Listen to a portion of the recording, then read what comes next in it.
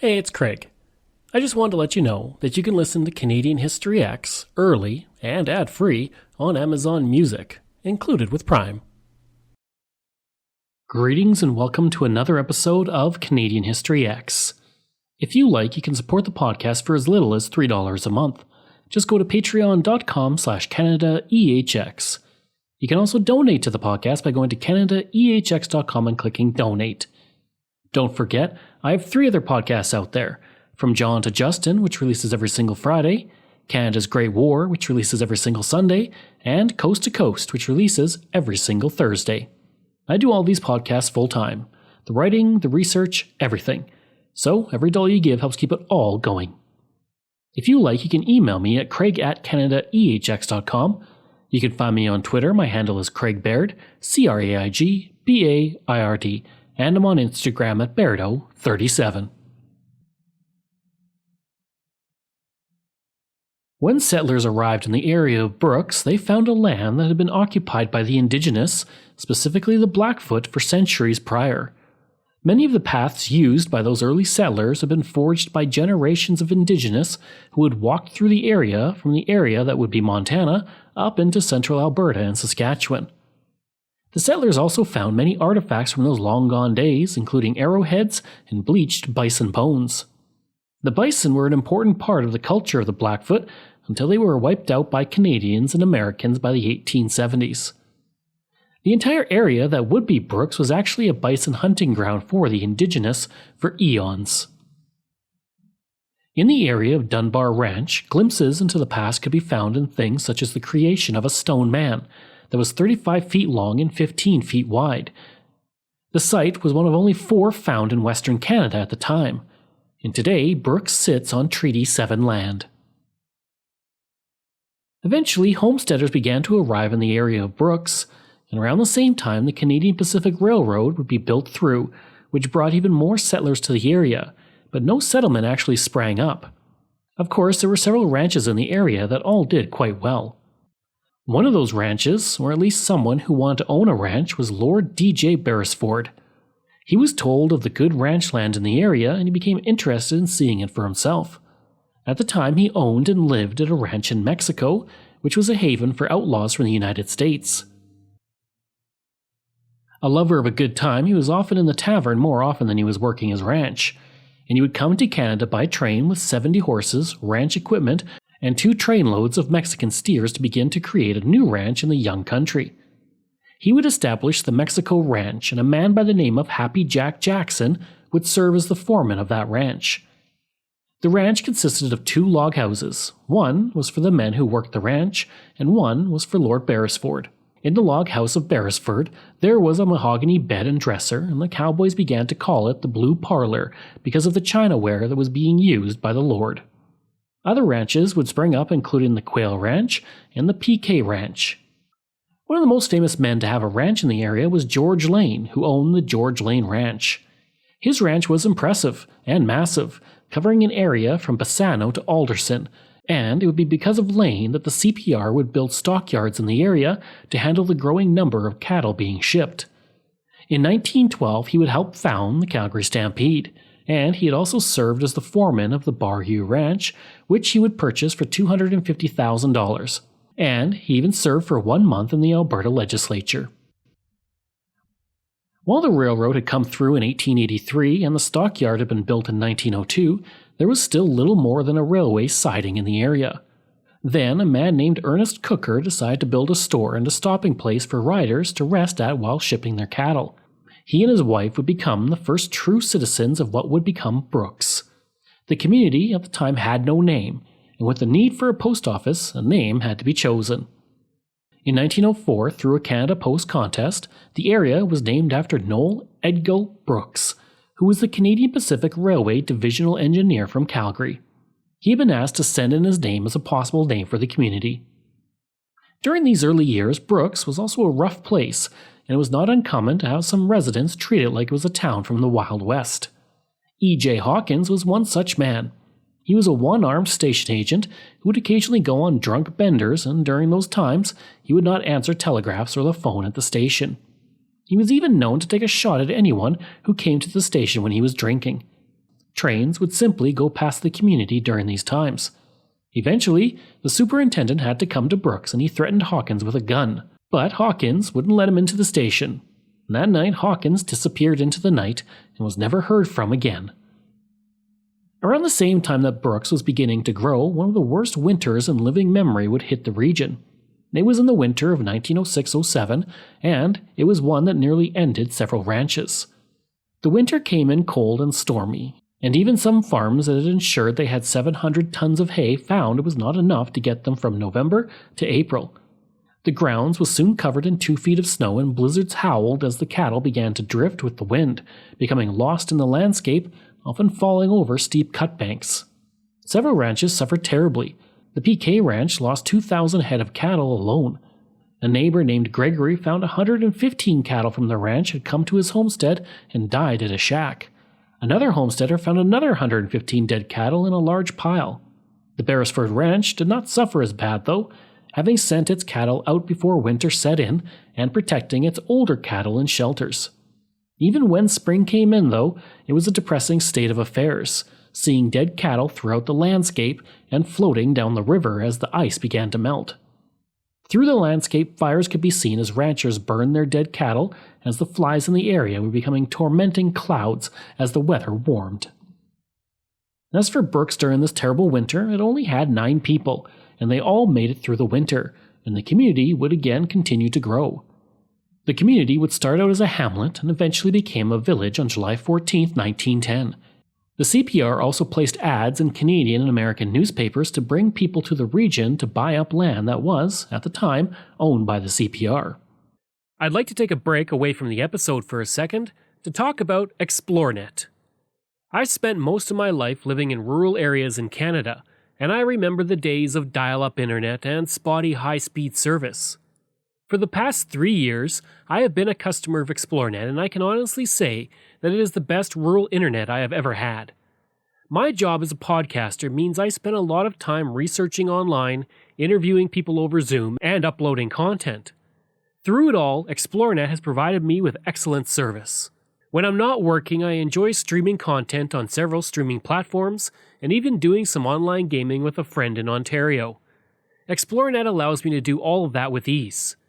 Right now, they offer up to 50 megabits per second on their new LTE network with unlimited data. Their service has only become faster and better since I first signed on. Today and beyond, ExploreNet is investing in building and upgrading the network at a rapid pace. ExploreNet is rural, and that is their route, and that is their focus.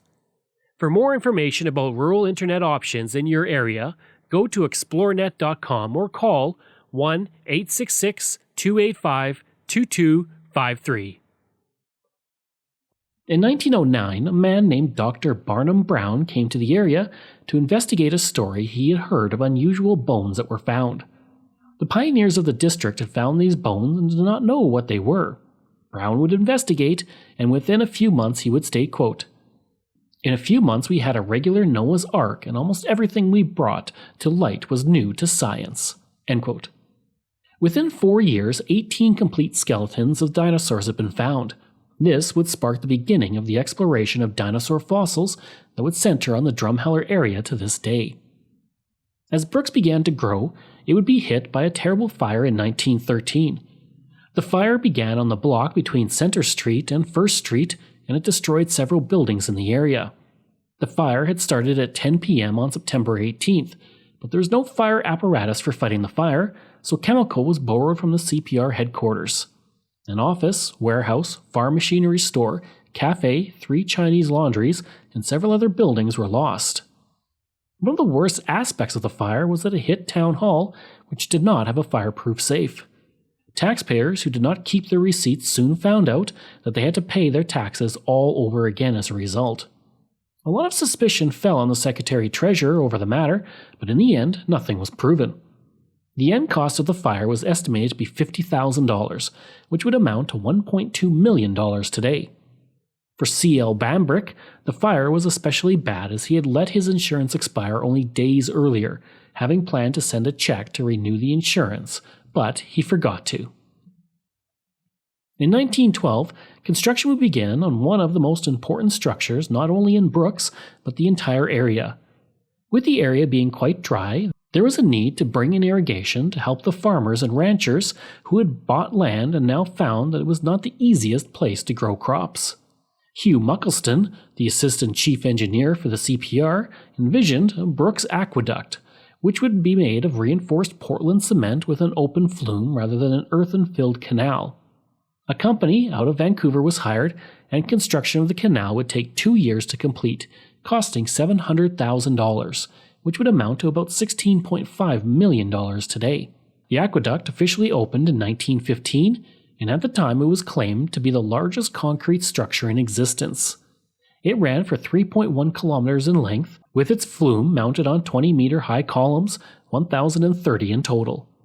Over the next 30 years, the aqueduct would be improved on and refurbished by the CPR to improve on it as the population began to grow. With a running capacity of 900 cubic feet per second of water, it provided irrigation to 113,000 hectares of land and helped fuel a whole new growth of settlement in the area. The aqueduct would of course be replaced with a more modern system in 1979, 65 years after it had begun operation. In 1985 it was designated as a National Historic Site of Canada, and in 2000 it became an Alberta Historic Site. In 1911, the 4th Duke of Sutherland would buy 6,800 acres of land just north of Brooks to begin dry farming operations, and the aqueduct would help to achieve that goal. The Duke then prepared ready-made farms for the settlers, and he planned to bring out tenants from his farms in Sutherland Shire. There was anger in Scotland on the belief that he was trying to depopulate Scotland by taking the best farmers to Canada. As a result of this, none of the initial farmers he brought over were Scottish, and most were English. A school was built on the land and settlers began to settle on these new ready-made farms. The construction of all of these ready-made farms was overseen by the CPR, and in all, 30 families were brought over to the district to farm on these lands. The main residence on the land was built by the CPR for the Duke to use when he came from Scotland to view his new farm estate. It was an impressive bungalow with a sizable living room, 2 fireplaces, arched doorways, double doors in the lobby, and much more. A 4-acre garden was also built. And when the Duke would not be at the residence, it was occupied by the estate manager. Sadly, the Duke would only make one visit to the property before he died in 1913 in Scotland. Once he had died, the Sutherland family lost all interest in the project, and a series of managers oversaw the project with little input from across the Atlantic Ocean. By 1915, thanks to the Brooks Aqueduct, 5,000 acres of land was irrigated, along with 1,000 acres that was not irrigated.